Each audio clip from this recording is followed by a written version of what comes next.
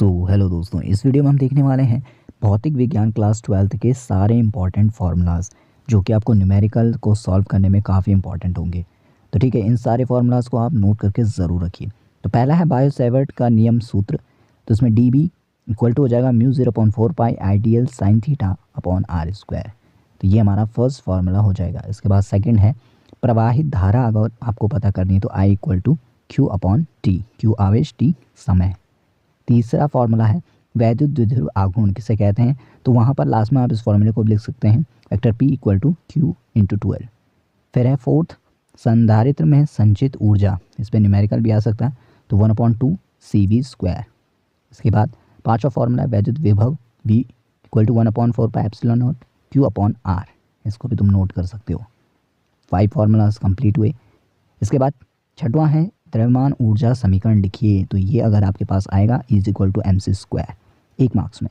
सातवां है निर्वात में प्रकाश की चाल, C इक्वल टू होता है 1/μ0 एप्सिलॉन 0। और इसके बाद नेक्स्ट 8वां फार्मूला है धारा और वर्ग माध्य मूल मान RMS में क्या संबंध होता है, तो वो आपको बताना है। RMS इक्वल टू हो जाएगा I0 अपॉन √2।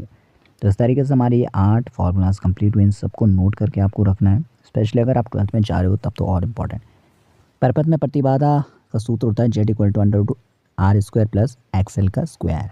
10वां है प्राथमिक कुंडली में फेरों की संख्या, अभी काफ़ी इंपॉर्टेंट है क्योंकि इस पर न्यूमेरिकल आते हैं। तो NP प्राथमिक कुंडली में नंबर ऑफ फेरे, तो NS into VP upon VS। और सेम द्वितीय कुंडली में फेरों की संख्या, उसके लिए भी हो जाएगा NS equal to NP into VS upon VP।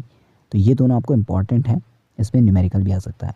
इसके बाद नेक्स्ट हमारे पास 12वां है स्वप्रेरकत्व L equal to EMF upon DI upon DT, ठीक है।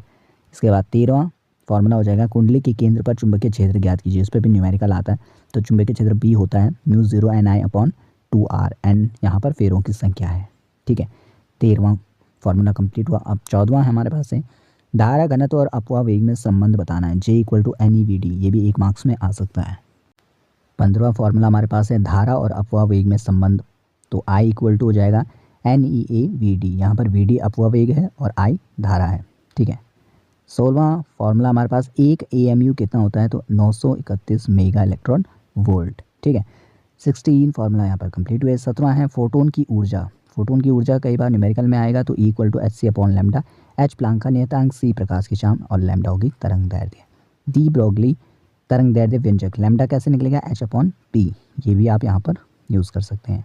फिर है पदार्थ का अपवर्तनांक निकालने के लिए N equal to C upon V, ठीक है। C होगी प्रकाश की चाल, V वेग। 20वां है संधि का नियम, किरचॉफ का नियम होता है जो सिग्मा I इक्वल टू 0। जब ये नियम लिखोगे तो लास्ट में ये भी लिखना है, सिग्मा I इक्वल टू 0। धारा घनत्व J I अपॉन A, ठीक है, धारा अपॉन एरिया। इसके बाद 22वां हमारे पास फॉर्मूला है ब्रूस्टर का नियम।